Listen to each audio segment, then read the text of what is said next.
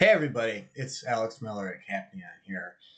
I'm going to talk about monetary macro today, which is not really what I do, but I think it's of interest to a lot of people, and it's something a hobby of mine.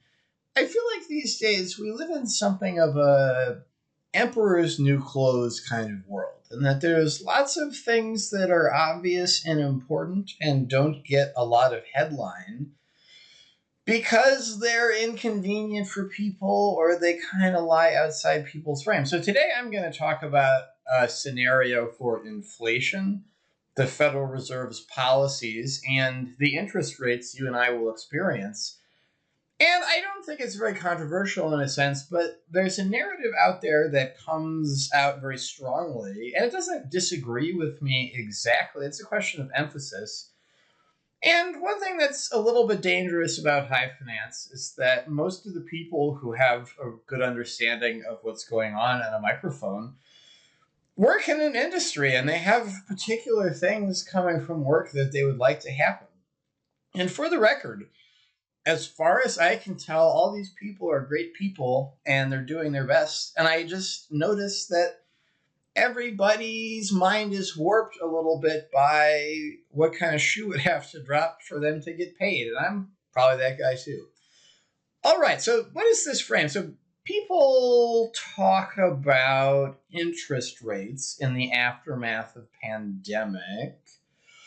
They went way up because inflation was way up, and the hope was that they would bring them down. And then immediately when they kind of got up at the tippy top, people on Wall Street kind of started talking like rates would get cut back down to the basically zero they were before pandemic, and we would return to pre-pandemic monetary macro conditions. In fairness, not everybody out there is saying all of this. It's more of a question of tone. And it would be super great in a lot of ways for a lot of people if that happened. So I'm not certainly not hating on it as, like an optimistic scenario. Different and maybe also problematically subtler is that inflation could kind of get stuck a little bit high. They're supposed to be getting it back down under 2%. Let's say we get kind of stuck at 2.4 and we can't make progress. Interest rates have been very high, and I'm talking about these things because recently we were maybe at the peak and the Fed did a big 50 basis point cut a little bit ago, and that's great. But then a strong jobs report came out, and there's a question, well, when does the next cut come? So it could be that interest rates go on a similar journey of, well, they come down as inflation comes down because there's not as much need to cool the economy. But then, just like inflation maybe doesn't get back all the way where we really want it, maybe interest rates also plateau. And part of why we don't talk about this kind of scenario out loud more is it kind of sucks in that, okay, we're on this plateau. What happens if there's a quarter where inflation ticks up a bit again? Do we freak out? Is it a fluke thing? Now we really have to confront that we're at a plateau. And one nice thing about this scenario, rates went way up, but inflation's under control. Now they're going to come way back down. It provides a lot of certainty and clarity about what's going to happen.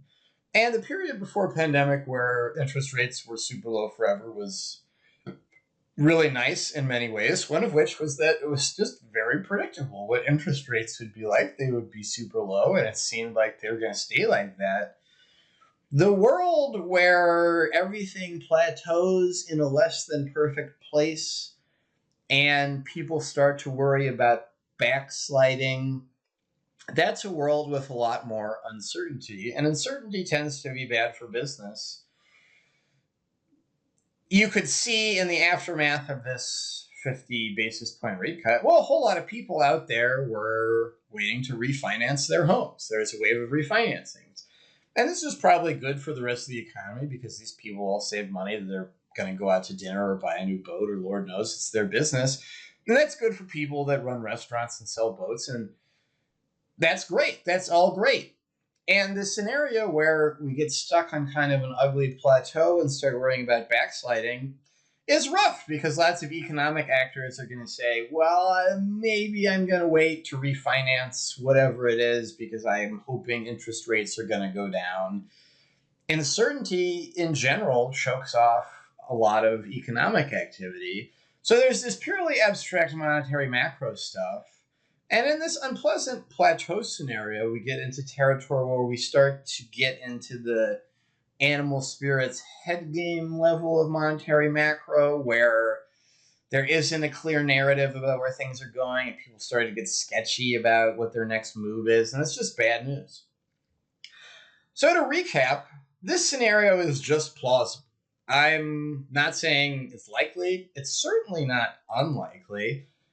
I just wanted to put it in your face as a reasonably likely scenario that kind of sucks and is worth worrying about, and which I think a lot of the rest of the world is not going to tell you about because a lot of the rest of the world that thinks about these things would really like that scenario where interest rates just drop back to zero. And I don't blame them, and I don't blame them for kind of letting it warp how they talk to people.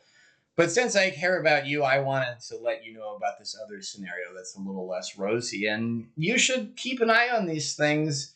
It trickles through to business or just everyday life in terms of refinancing your house in a pretty tangible way. It's a good thing to have on your radar.